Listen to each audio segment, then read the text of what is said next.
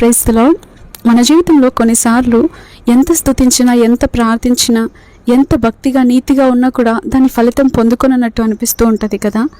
అందరిచే విడవబడినట్టుగా, ఒంటరిగా, లోన్లీగా, ఏదో తెలియని బాధ, ఓటమి, అరణ్యంలో ఉన్నట్టు అనిపిస్తూ ఉంటుంది కదా. కొన్నిసార్లు దేవుడు నన్ను విడిచిపెట్టేశాడేమో, దేవుడు నా ప్రార్థన వినట్లేదేమో, అందుకే నాకు జవాబునివ్వట్లేదు, దేవుడు నన్ను పట్టించుకోవట్లేడేమో, దేవుడు నన్ను చూడట్లేడేమో, దేవుని హస్తము నాకు విరుద్ధంగా ఉందేమో అని మనం అనుకుంటూ ఉంటాం.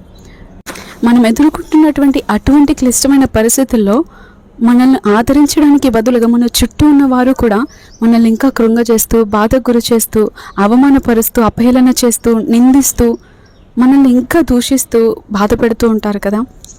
అటువంటి సమయంలో మనం ఎటువంటి మాటలు పలుకుతున్నాం?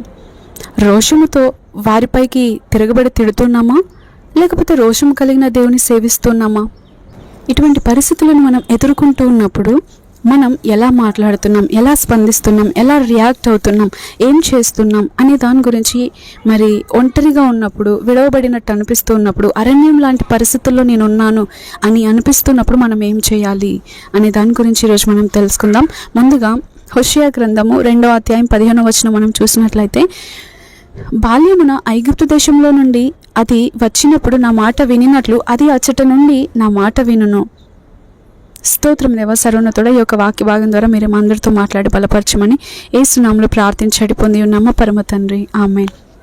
ఇక్కడ నా మాట వినును అని అది ఇంగ్లీష్లో మనం చూసినట్లయితే షీ షల్ సింగ్ దేర్ అని ఇంగ్లీష్ భాషలో ఉంటుంది. అంటే ఆమె పాడును అని అర్థం. ఇక్కడ ఇశ్రాయేలులను దేవుడు ఒక యవ్వన స్త్రీతో పోల్చి మాట్లాడుతున్నాడు. ఐగుప్తు దేశం నుండి విడిపించి అరణ్యంలోనికి కొనిపోయి అక్కడ దానితో ప్రేమగా మాట్లాడుచుండుట, అచ్చట ఆ అరణ్యమందు ఆమె పాడును, నన్ను స్తుతించును అని ఇక్కడ చెప్తున్నారు దేవుడు. ఆమె పాడుటకు కారణం దేవుడు ఆమెతో నుండుటయే.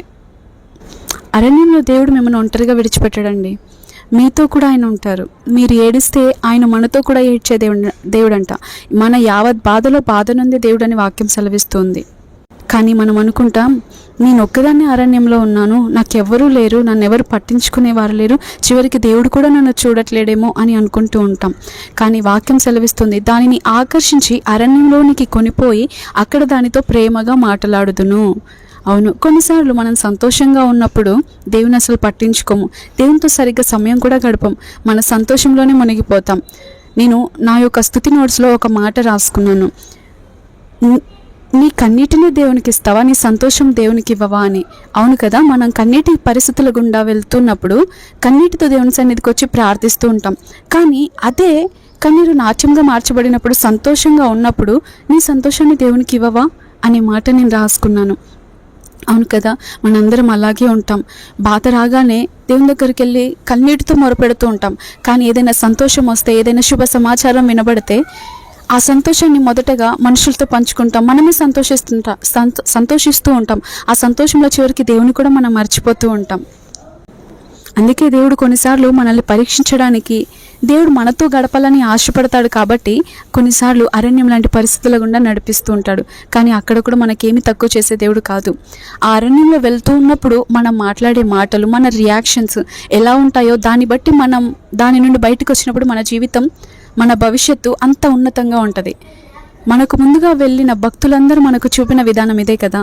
వారు పౌలు శీలలేంటి, దావీదేంటి, యెహోషాపాతు గారేంటి, అనేక భక్తులందరూ కూడా వారు అనేక క్లిష్ట పరిస్థితుల గుండా వెళ్ళినప్పుడు ఏ రీతిగా రియాక్ట్ అయ్యారో మనం కూడా ఆ రీతిగా మనం ఎదుర్కొంటున్న పరిస్థితుల్లో రియాక్ట్ అవ్వగలిగితే, దేవునిపైన ఆధారపడగలిగితే దేవుడు మన భవిష్యత్తును ఉన్నతముగా మలచి బయటికి తీసుకొస్తాడు. అందుకే వాక్యం సెలవిస్తుంది కదా, శోధింపబడిన మీదట సువర్ణం మరింత ప్రకాశవంతంగా అవుతుందంట. దేవుడు ఇవ్వబోయే ఆ మహిమ ముందు ఇప్పుడు మనం ఎదుర్కొంటున్నటువంటి శ్రమలు, శోధనలు అవి ఎంత మాత్రం ఎన్నదగినవి కాదు అని వాక్యం సెలవిస్తోంది. ఒక రొమేనియా అనే దేశంలో ఒక చెరసాలలో చాలామంది ఖైదీలు బంధించబడి ఉన్నారు. వారిలో ఒక వ్యక్తి ప్రభువును ఎరిగినవాడు, అపరిమితంగా ప్రభువును ప్రేమించేవాడు. మరొక ఖైదీ చూసినట్లయితే నాస్తికుడు, దేవుని ఎరగనివాడు, దేవుడు అంటే ఇష్టం లేదు కూడా. అతడు క్రైస్తవుని తరచుగా ఎగతాళి చేస్తూ ఉండేవాడు. తన ఎదురుగా ఉన్నటువంటి క్రైస్తవుని చూసి, నువ్వు ఎల్లప్పుడూ క్రీస్తుని గురించి పాడుతూ ఉంటావేంటి, కొనియాడుతూ ఉంటావేంటి, ఎప్పుడు చూడు దేవుడు దేవుడు అంటావేంటి, ఆయన చనిపోయి మట్టిలో ఎప్పుడో కలిసిపోయాడు కదా, ఇంకనూ నీవు ఈ లోకంలో ఉన్నాడంటావేంటి, ఇంకా ఆయనని స్తుతిస్తావేంటి, ఆయన నీకేమైనా సహాయం చేస్తాడా అని ఆ హేతువాది ప్రశ్న వేస్తాడు.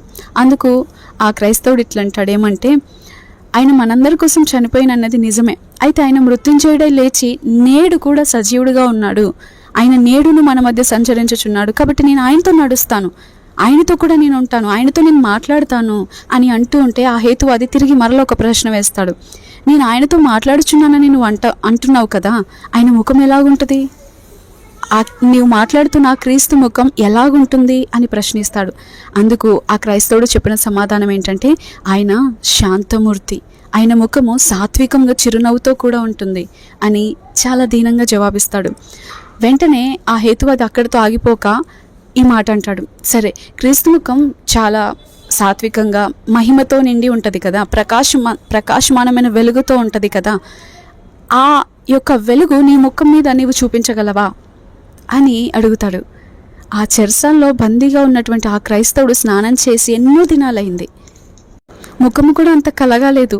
ఆయన కన్నులేమో గుంటలు పడినట్లున్నాయి, చెంపలేమో ఎండిపోయి లోపలికి వెళ్ళిపోయాయి, పొట్ట చూస్తేనేమో వెన్నుకు అడుగంటిపోయినట్టుంది, ఇంకా మాడిపోయిన ఫేస్ లాగా ఉంది. కానీ అయినప్పటికీ ఒక చిన్న మాట ప్రార్థన చేస్తాడు, ప్రభువా నా ముఖమును ప్రకాశింపచేయుము అని ప్రార్థించగానే ఆయన ముఖము వికసింపనారంభించిందంట. హల్లెలూయా. మహిమగల కాంతి ఆయన ముఖం మీద పడింది. అప్పుడు అర్థం చేసుకోలేనంత ఆనందం అక్కడున్న వారినందరినీ నింపడం జరుగుతుంది. ఆ హేతువాది వెంటనే క్రీస్తు మహిమ ప్రకాశమును, ఆ ప్రసన్నతను, ఆ సన్నిధిని గ్రహించి ఆ యొక్క దేవుని మహిమను చూచుచున్నాను, దేవుడు నిజంగా ఉన్నాడు, దేవుడు నిజంగా సజీవుడు అని వెంటనే ఆ దినాన్నే దేవుని తెలుసుకోవడం జరుగుతుంది. నిజంగా దేవుడు ప్రార్థనను ఆలకించే దేవుడు, ప్రార్థనకు జవాబునిచ్చే దేవుడు, ప్రార్థనను అంగీకరించే దేవుడు. ఇటువంటి మనలను కూడా దేవుడు అంగీకరిస్తాడా, ఇటువంటి వారిని కూడా స్వీకరిస్తాడా అని, ఇలాంటి వారి మాటలను కూడా దేవుడు వింటాడా, మన మధ్య కూడా దేవుడు ఉన్నాడా, ఇటువంటి ప్రదేశంలో కూడా దేవుడు సంచరిస్తాడా అని చెప్పి అతడు దేవుని తెలుసుకోవడం జరిగింది. అవును, ఈరోజున నీ ఉన్నటువంటి స్థితి నీకు జైలుగా అనిపిస్తూ ఉండవచ్చు, బందీగా ఉన్నట్టు నీకు అనిపిస్తూ ఉండవచ్చు, చెరసాలగా అనిపిస్తూ ఉండవచ్చు, అరణ్యంలో ఉన్నట్టు నీకు అనిపిస్తూ ఉండవచ్చు, కానీ దేవుడు ఆ స్థలంలో నీతో కూడా ఉన్నాడు. మనం అనుకుంటాం, ఇక్కడ నాకెవరూ లేరు, నాకు సహాయం చేసేవారు ఎవరు లేరు, నాకు తోడు ఎవరు లేరు, నన్ను పట్టించుకునేవారు లేరు, అసలు నాకు ఇంకెవరూ లేరు అనుకుంటూ ఉంటాం. కానీ దేవుడు ఆ స్థలంలో కూడా మన పక్షాన నిలబడుతున్నాడు. ఆ స్థలంలో కూడా దేవుడు మనతో ఉన్నాడు. మనం పలికే మాటను విని ఆయన దాన్ని ఘనపరిచే దేవుడు అంట. హల్లెలూయా. మనం ఎటువంటి మాటలు ఆ సమయంలో ఆ స్థితిలో పలుకుతున్నామో దేవుడు శ్రద్ధగా వినడానికి ఆసక్తిగా ఉంటాడు. చాలామంది క్రైస్తవులు శ్రమలను ఎదుర్కొన్నప్పుడు ముఖం చిన్నబుచ్చుకుంటారు, జీవితం అంతా ఇంకా అయిపోయింది అన్నట్టు మాడిపోయిన మొహాలు వేసుకొని ఉంటూ ఉంటారు.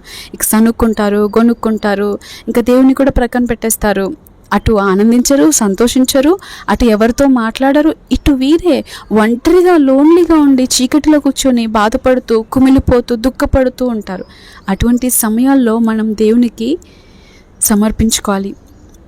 అటువంటి సమయాల్లో మనం దేవుని హస్తాల్లోనికి మన జీవితాన్ని పెట్టుకున్నట్లయితే, ఆయన ప్రేమను ధ్యానించినట్లయితే, ఇంతకుముందు దేవుడు ఏ రీతిగా నడిపించాడు అనే ఒక్క మాట చాలండి, ధ్యానిస్తే చాలు.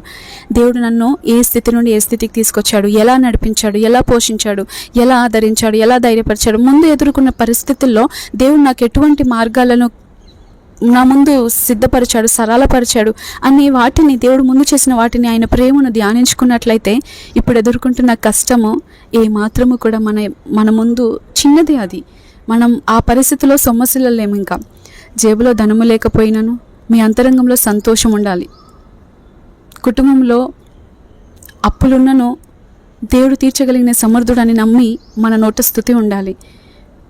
శరీరంలో అనారోగ్యం ఉన్నా కూడా యెహోవా రాఫా నాకు తోడున్నాడు అని చెప్పి మన నోట స్తుతి ఉండాలి. దేవుడు నాకు సమస్తం మేలు కలుగుటకే సమకూర్చి జరిగిస్తాడు అని మనం అనుకుంటూ ఉండాలి. సంతోషం గల మనసు ఆరోగ్య కారణం అని సామెతల గ్రంథంలో ఉంటుంది.